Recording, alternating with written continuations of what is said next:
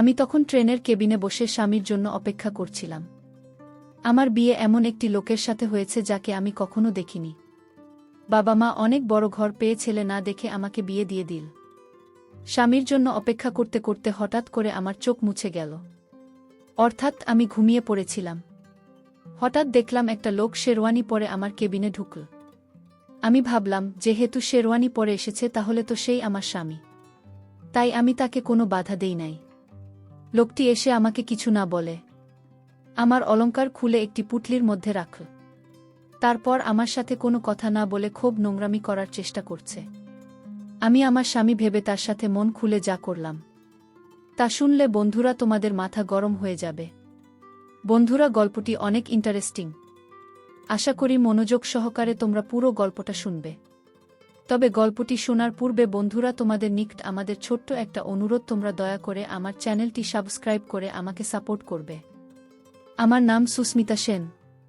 আজকে আমার বিয়ের দিন। তাই আমাদের বাড়িতে বিয়ের সমস্ত জোগাড় যন্ত্র ধুমধামে হচ্ছিল।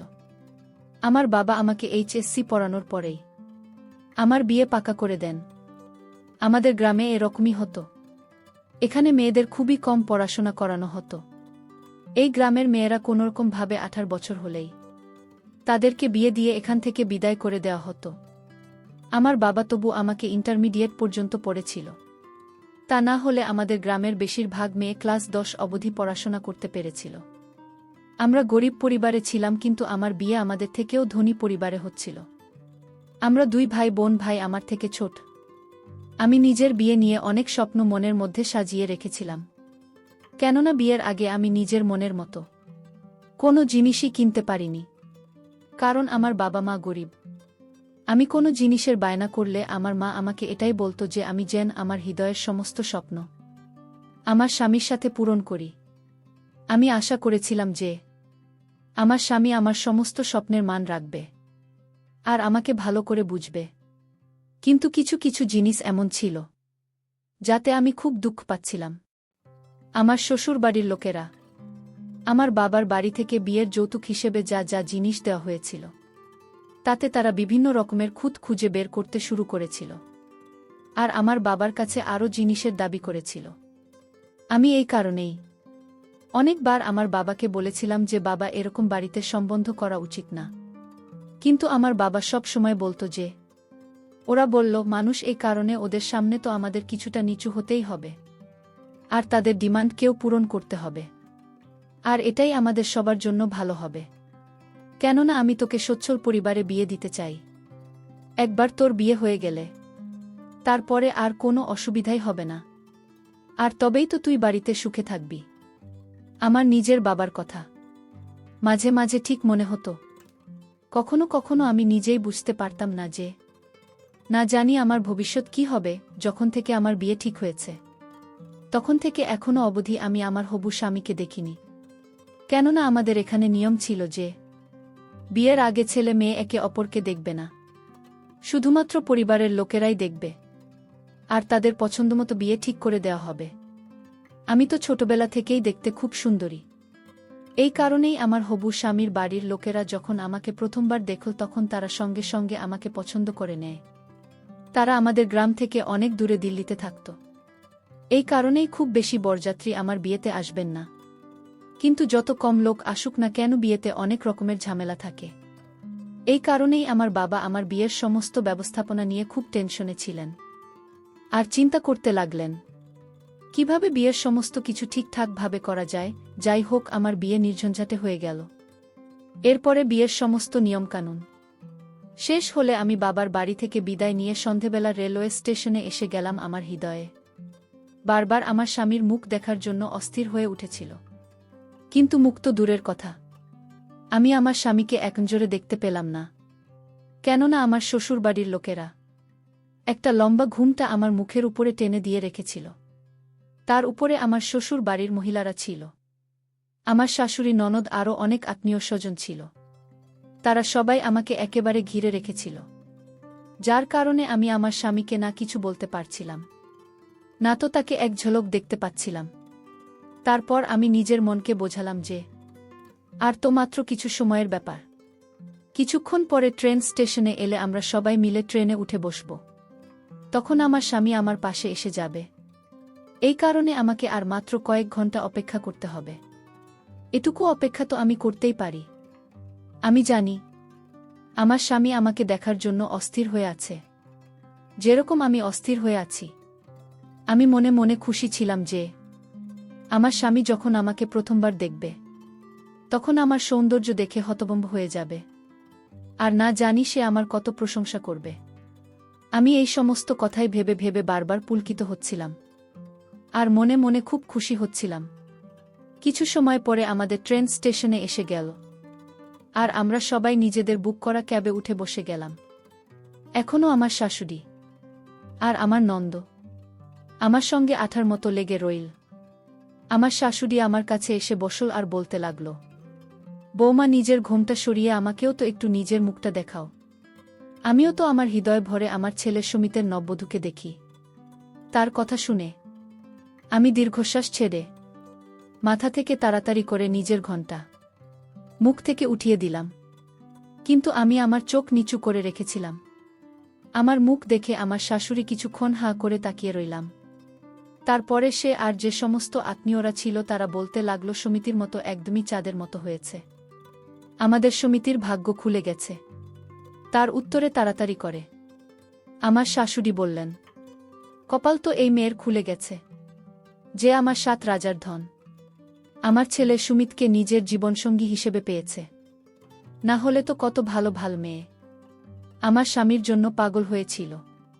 আমার শাশুড়ি আমাকে সুন্দর করে বোঝাতে লাগলেন যে দেখো, আমার সুমিতের সবসময় খেয়াল রাখবে, আর ওর কোনো কথাতেই কখনো না করবেন না। ও যে রকম বলবে চুপচাপ সে রকম করে দেবে। ও এখন থেকে তোমার স্বামী, ওর সাথে মিলেমিশে থাকা তোমার কর্তব্য। এই কারণে ওর সঙ্গে ভালোভাবে থাকবে, বুঝেছ? আর সংসারের সমস্ত দায়িত্ব ভালোভাবে পালন করবে। বেশি ঢং ঢং দেখানোর কোনো দরকার নেই, কেননা আমাদের ওখানে মেয়েদের নতুন নতুন বাহানা কেউই দেখতে চায় না। এই কারণে তুমিও এই আশা করবে না যে তুমি সমিতির সঙ্গে যে কোনো করা করতে পারবে। যদি তুমি ওকে খুশি রাখো তাহলে ও তোমার খুব খেয়াল রাখবে। ব্যাস, আমি চুপচাপ নিজের মাথা নাড়িয়ে হ্যাঁ বলে দিলাম। কিছু সময় পরে আমার শ্বশুর আমাদের কেবিনে এসে পড়লেন, আর আমার শাশুড়িকে বলতে লাগলেন, যাক বাবা, খুব ভালো হয়েছে, যেসব কিছু খুব ভালোভাবে কেটে গেছে। আমার শাশুড়ি বলতে লাগলেন, হ্যাঁ ভালো তো হয়েছে, ব্যবস্থাপনা ওর বাপ ঠিকঠাকই করেছিল, কিন্তু সে আমাদের জন্য যে কামরা বুক করে দিয়েছে এটা সস্তা মনে হচ্ছে। আরও একটু ভালো কেবিন যদি বুক করে দিত তাহলে তার কি এমন অসুবিধা হতো? এই কথা শুনে আমার শ্বশুর বলতে লাগলেন, আরে এখন ছাড়ো এসব কথা, কি তুমি সামান্য একটা জিনিস নিয়ে পড়ে রয়েছ? তখন আমার শাশুড়ি বলতে লাগলেন যে আরে, যেটা বলার মতো কথা সেটা তো বলতেই হবে। আমরা এত বড় ফ্যামিলির মানুষ, আমাদের কোনো জিনিসের কোনো অভাব হওয়া উচিত না। এখনও তো কাপড় চোপড় আর অন্যান্য জিনিসও দেখা বাকি আছে। যদি আমার কোনো জিনিসের গর্ব মনে হয় তাহলে আমি বাবাকে ডেকে সমস্ত উসুল করে নেব। আমার শাশুড়ির এই সমস্ত কথাতে আমার শ্বশুর হাতে মাথা নাড়িয়ে কেবিন থেকে বাইরে চলে গেল। এরপরে আমার শাশুড়ি নিজের মেয়ে মানে আমার নন্দকে বলতে লাগল, হ্যাঁ যাই হোক না কেন, এখন এই মেয়েটা আমাদের বাড়ির বউ, আমাদের সম্মান কি আর করা যাবে? যেমনই হোক না কেন আমাদের একে নিজের করে নিতে হবে। যৌতুক হিসাবে যতটা পাওয়া গেছে সেই নিয়েই আমাদের সন্তুষ্ট থাকতে হবে। নিজের শাশুড়ির মুখ থেকেই সমস্ত কথা শুনতে আমার খুব খারাপ লাগছিল, কিন্তু আমি তাকে কিছু বলতে পারছিলাম না। সমস্ত বিষয় সহ্য করে আমি চুপচাপ বসে রইলাম। তারপরেও আমার শাশুড়ি বলতে লাগল, বোমা, আমার পায়ে খুব ব্যথা করছে, নাও তাড়াতাড়ি করে আমাকে একটু মেসেজ করে দাও তো। এই বলে আমার শাশুড়ি তাড়াতাড়ি করে নিজের পা দুইটা আমার এদিকে এগিয়ে দিলেন। আমিও চুপচাপ তাকে মেসেজ করতে লাগলাম, আর সে খুব আরামে নিজের মাথা এলিয়ে চোখ বন্ধ করে ঘুমোতে লাগলেন। আমি মনে মনে ভাবতে শুরু করেছি যে কোথায় আমি নিজের স্বামীর সাথে দেখা করার স্বপ্ন দেখছিলাম, কিন্তু এই লোকেরা তো আমার পিছনেই ছাড়ছে না। এখন অনেক রাত হয়ে গেছে, কিন্তু তারপরেও লোকেরা আমার কাছ থেকে বাইরে যাওয়ার নাম অবধি নিচ্ছে না। কিন্তু তারপর আবার ভাবলাম আমাকে সমস্ত কিছুর অভ্যাস করে নিতে হবে। কেননা আমাকে এদের সাথে সারা জীবন কাটাতে হবে। যাই হোক, কিছু সময় পরে আমার শাশুড়ি বলতে লাগলেন, চলো, অনেক সেবা করে ফেলেছ, এখন আমাকে ছেড়ে দিয়ে আমার ছেলের সেবা করো গিয়ে। এরপরে আমার শাশুড়ি আমাকে বলতে লাগলেন যে, দেখো, নিজের এই সমস্ত গয়নার খেয়াল রেখো, একটা গয়নাও এদিক ওদিক হওয়া চাই না। এটুকু বলেই তিনি কেবিন থেকে বাইরে বেরিয়ে গেলেন। তিনি চলে যাওয়াতে আমি শান্তির নিঃশ্বাস নিলাম। এখন রাত অনেক হয়ে গেছে। আমি চুপচাপ নিজের ঘোমটা তুলে নিজের চুল খুলে দিলাম আর জানলার পাশে বসে পড়লাম। ঠান্ডা হাওয়া আর বাইরের সৌন্দর্য দেখে আমার ভিতরে ভিতরে খুব শান্তি অনুভব হচ্ছিল। ট্রেন নিজের গতিতে চলতে শুরু করেছিল। আমি জানলা দিয়ে বাইরে তাকিয়ে দেখলাম ঘন জঙ্গল, তার উপরে পূর্ণিমার চাঁদ যেন স্বর্গের মতো মনে হচ্ছিল। আমি কিছু সময় চুপচাপ বাইরের দৃশ্য দেখতে লাগলাম আর গুনগুন করে গান গাইছিলাম। এরপরে আমার হঠাৎ করে খেয়াল যে অনেক সময় পার হয়ে গেছে, কিন্তু আমার স্বামী এখনো অবধি আমার কাছে কেন আসছে না, আমি সমস্ত কিছুই ভাবছিলাম। তখনই আমার কেবিনের দরজায় কারো আসার শব্দ শুনতে পেলাম। আমি বুঝে গেলাম যে আমার স্বামী আসছে। আমি তাড়াতাড়ি সোজা হয়ে বসে পড়লাম আর নিজের ঘুমটা আস্তে আস্তে করে মাথায় উঠিয়ে দিলাম। আমার স্বামী ভেতরে এসে পড়ল। এরপরেও নিজের মুকুট খুলে এক সাইডে রাখুন। আমার মনে হয়েছিল ও আমাকে কোনো না কোনো কথা তো অবশ্যই বলবে, আর আমি প্রথমবার নিজের স্বামীর গলার আওয়াজ শুনতে পাব। আমি চুপচাপ মাথা নিচু করে বসে রইলাম। সে নিজের পাঞ্জাবি খুলে আমার সামনের সিটে রেখে দিল। তারপরে চুপচাপ আমার পাশে এসে বসে পড়ল। এরপরে সে আস্তে আস্তে আমাকে ছোঁয়ার চেষ্টা করল আর আমার চুলকে এক সাইডে করে দিল। তার এরকম করাতে আমার মধ্যে একটা অদ্ভুত রকমের ঢেউ খেলে গেল। আমার এরকম মনে হচ্ছিল যে আমি যেন কারেন্টের শক খেয়েছি। লজ্জায় আমার চোখ বন্ধ হয়ে গেল। আমি ভাবতে লাগলাম, এটা কি, এত আশার সাথে সাথে সবকিছু করতে শুরু করে দিয়েছে। আমার তো মনে হয়েছিল যে এ আমার সাথে কিছু সময় কথা বলবে, তারপরে কিছু সময় আমার প্রশংসা করবে, কিন্তু এ তো এরকম কিছুই করল না, এসেই শুরু করে দিল। তখন আমি ভাবলাম, হয়তো হতে পারে যে আমার স্বামী আমার জন্য খুব বেশি অস্থির হয়েছিল, এই কারণেই ওদের সহ্য করতে পারছে না। এরপরে আমার স্বামী আমাকে ঘুরিয়ে তার দিকে বসা আর আমার মুখ নিজের দুহাতে নিয়ে খুব গভীরভাবে দেখতে লাগল। আমি মুখে হালকা হাসি নিয়ে আস্তে আস্তে আমিও নিজের চোখ উঠলাম আর একনজর নিজের স্বামীর দিকে তাকালাম। যখন আমি আমার স্বামীকে দেখলাম তখন তাকে দেখে আমার মন খুব খুশি হয়ে গেল, কেননা আমার স্বামী দেখতে খুব হ্যান্ডসাম। যেরকম আমি মনে মনে চাইতাম সে একদম সেরকমই ছিল। এটা দেখে আমি খুব খুশি হয়েছিলাম যে সে কম ভগবান আমাকে মনের মতো একজন জীবনসাথী দিয়েছেন, না তো শুধু দেখতে ভালো ছিল, বরং ওর হাইট, শরীর স্বাস্থ্য খুবই ভালো ছিল। ওর পেশিবহুল শক্তিশালী হাত আমাকে ভিতরে ভিতরে অস্থির করে তুলেছিল। এরপরেও আমার শরীর থেকে এক এক করে গহনা খুলতে লাগল। এরপরে সেগুলোকে একটা কাপড়ের পুটলিতে করে এক সাইডে রেখে দিন। এই অনুভব আমি ভাষায় প্রকাশ করতে পারব না। আর আমার স্বামী যে রকমভাবে অস্থির হয়ে আমাকে কাছে পেতে চাইছিল, সেটা আমাকেও খুব খুশি করে দিয়েছিল, কেননা ও আমার সময়ের পুরো খেয়াল রাখছিল। আমি খুব খুশি হয়েছিলাম আর আমিও আমার স্বামীর সাথে সম্পূর্ণরূপে সাথ দিয়েছিলাম। এদিকে ট্রেন খুব স্পিডে ছুটছিল আর ওদিকে আমরা আমাদের কাজে জমেছিলাম। এরপরে না জানি কখন, এতক্ষণ পরিশ্রম করার ফলে কখন যে আমার চোখ লেগে গেল সেটা আমি বুঝতে পারিনি। সকালের দিকে আমার কামরার বাইরে হালকা হালকা কথা বলার আওয়াজ শুনতে পাচ্ছিলাম, যেটা শুনে আমি তাড়াতাড়ি করে উঠে বসে পড়লাম। এরপর আমি লক্ষ্য করে দেখলাম যে আমার স্বামী কেবিনের মধ্যে নেই। আমি বুঝে গেলাম যে ও হয়তো ফ্রেশ হওয়ার জন্য বাথরুমে চলে গেছে। আমি তাড়াতাড়ি করে নিজের কাপড় বদলালাম আর নিজেকে ঘোমটায় ঢেকে নিয়ে যখন বসলাম, তখনই আমার শাশুড়ি নন্দ আর আমার শ্বশুর হন্তদন্ত হয়ে আমার ক্যাবিনের মধ্যে ঢুকে পড়ল। প্রথমে তো আমি কিছুই বুঝতে পারছিলাম না যে কি হয়েছে, তাই আমি তাড়াতাড়ি করে তাদের কাছে জিজ্ঞেস করলাম যে কি হয়েছে। তখন আমার শাশুড়ি বলতে লাগলেন যে তোমার সমস্ত গহনা ঠিকঠাক আছে তো? হঠাৎ তার মুখে এই রকম কথা শুনে আমি হতবাক হয়ে গেলাম। কেননা এই সময় শুধুমাত্র একটা লোক ছাড়া আমার শরীরে আর কোনো গহনা ছিল না। কেননা আমার স্বামী রাতের বেলা আমার সমস্ত গহনা খুলে খুলে ফেলেছিল। আমার শাশুড়ি তাড়াতাড়ি করে আমাকে ভালোভাবে দেখতে শুরু করে দিল। এরপরে এটা দেখে হতবাক হয়ে গেল যে আমার শরীরে একটা গহনা নেই। এর আগে আমি তাকে কিছু বলতাম, তিনি চিৎকার করা শুরু করে দিলেন যে এখন তো আমরা সম্পূর্ণরূপে বরবাদ হয়ে গেছি। ওই চোর না শুধু আমাদেরকে লুটে নিয়েছে, বরং বৌমার সমস্ত গহনা নিয়ে গেছে। আমাদের তো কয়েক লাখ টাকা লোকসান হয়ে গেল। আমি তো না জানি বৌমার গহনা নিয়ে কত স্বপ্ন দেখেছিলাম। আমি ভেবেছিলাম এই গহনা পরে আমি আত্মীয় স্বজনের বাড়ি যাব আর সবাইকে গিয়ে দেখাবে আমার কাছেও এরকম দামি দামি গহনা আছে। কিন্তু এখন আমি কি করব না জানি। আমাদের তো কত লাখ টাকা লোকসান হয়ে গেল, সমস্ত টাকা পয়সা লুট হয়ে গেছে। আমার শাশুড়ি খুব বাজেভাবে কান্না করতে লাগলেন। এরপরে আমাকে বললেন, তোমার বুদ্ধিশুদ্ধি কি সব লোপ পেয়ে গেছে? তুমি কি করছিলে? তুমি টেরও পাওনি যে তোমার সমস্ত গহনা কখন খুলে নিয়ে গেছে?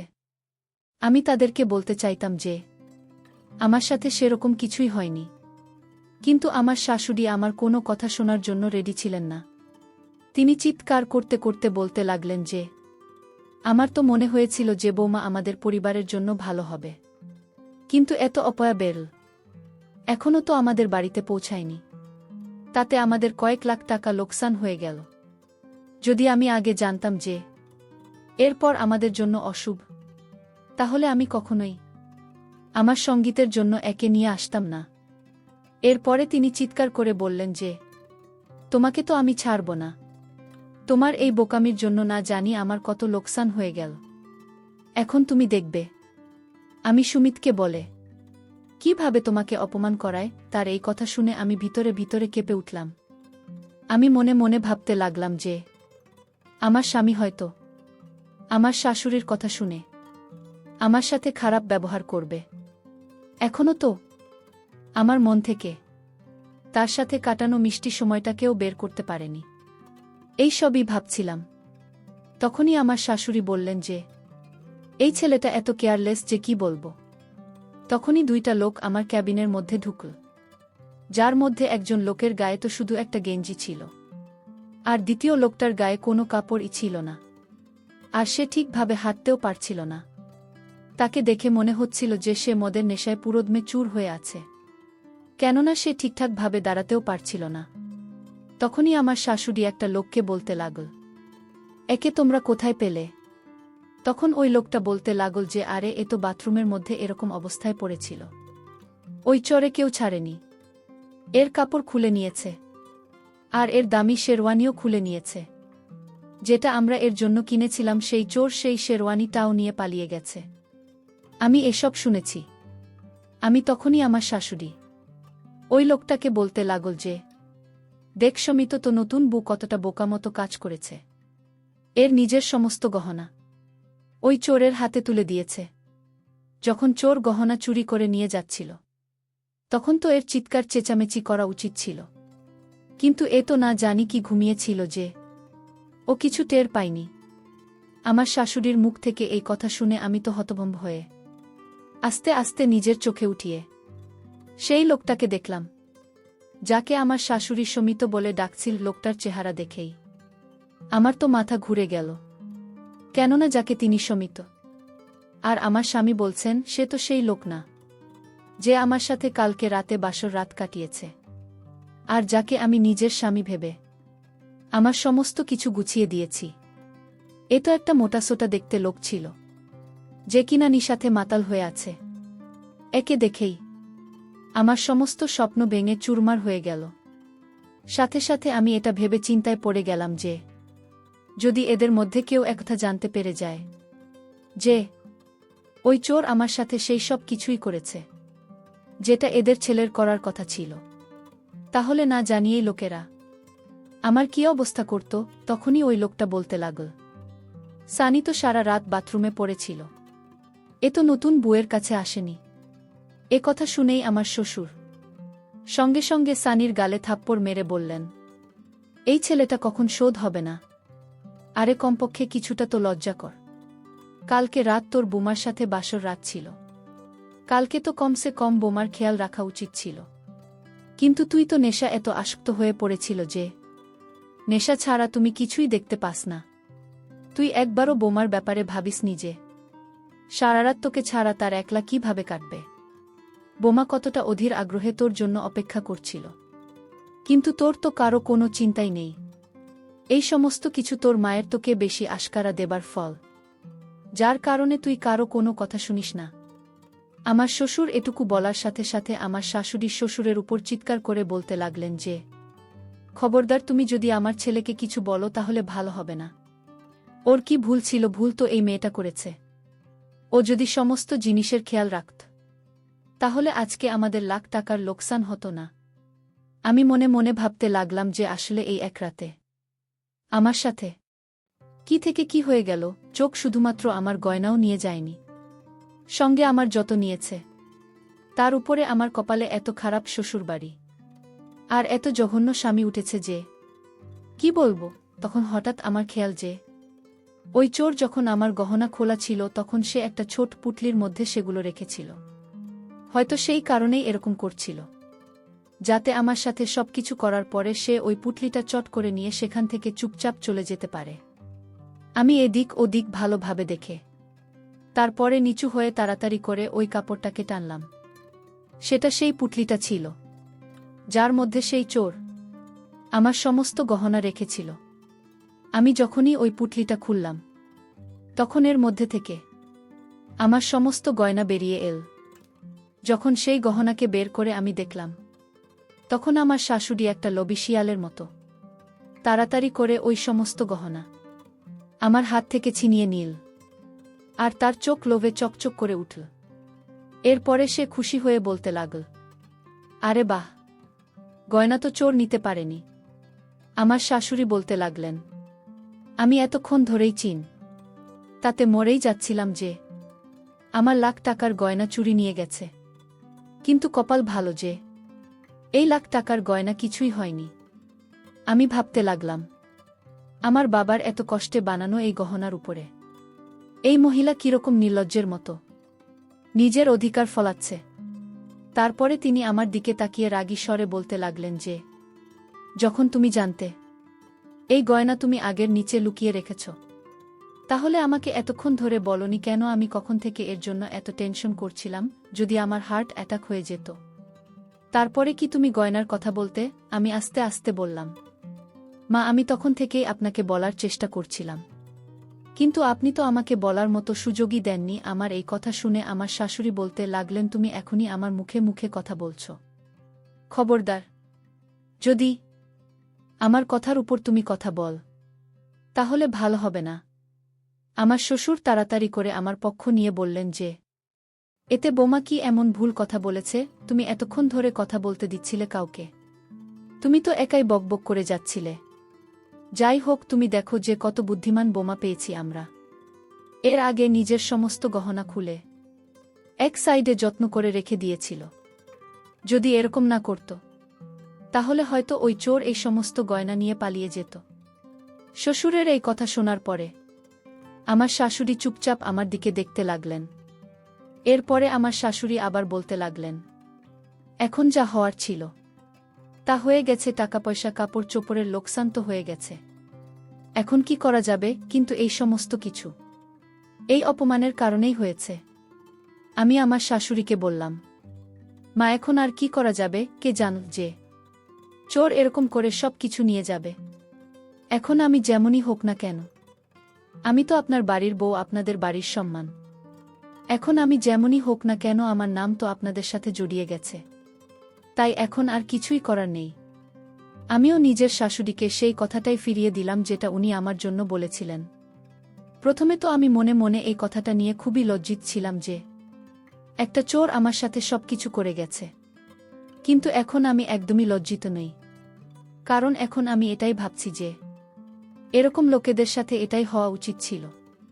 আমার বিয়ে একটা এমন লোকের সাথে দিয়ে দেওয়া হয়েছে যে নেশা ছাড়া আর কিছুই বোঝে না, কম সে কম আমি একবারই হোক না কেন, কিন্তু আসল পুরুষের সুখ পেয়েছিলাম।